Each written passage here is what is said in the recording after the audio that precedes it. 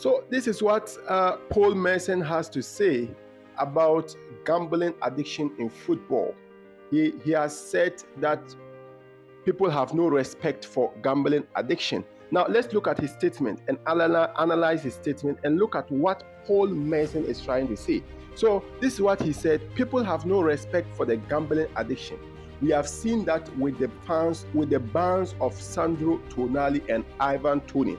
Now, for those who didn't know about this, Sandro Tonali was bought by Newcastle from AC Milan. He's their highest transfer player they have bought in the entire history of the club. They bought him around 80 million pounds thereabouts from AC Milan. Then when he came into the Premier League and played a few games, then he was suspected of a gambling offense. Then after the investigation, they banned him for like almost 10 months or something like that. The same thing happens to Ivan Toney. Ivan Toney is a striker for Brentford. I think he's now back and he has started playing. He was also being investigated for gambling, and it even came out that he even gambled against his team. Then he was being banned and then given a fine. So that is what Paul Merson is talking about. We have seen that with the bans of Sandro Tonali and Ivan Toney. To give people 10-month bans for an addiction that is ravaging football with sponsorship all over the shirts. They needed help, and I don't think help is giving them 10 bans.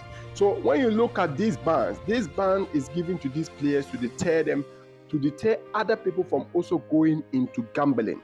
So now, according to Paul Merson, at this particular point in time, these players are addicted. So the main focus is to help them, try to get them out of that addiction instead of giving them bans. For the bans will do more harm than good.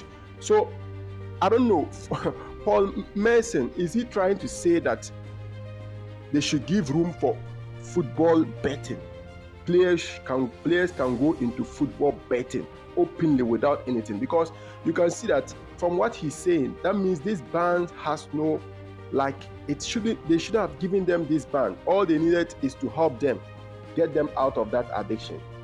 He might be right though, but the ban is also there to deter other people from going into football gambling. If not, without this ban, that means players can go into football betting, football gambling openly, even betting against their team and stuff. And when they go into the pitch, they will perform in a way that will affect the game.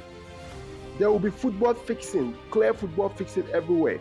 So I don't know if you have a contrary opinion or a contrary view to what Paul Merson said about this issue. Let me know your comments on the comment section. Don't forget to like this video, share for more football content, and subscribe to my YouTube channel, Simone Football Area.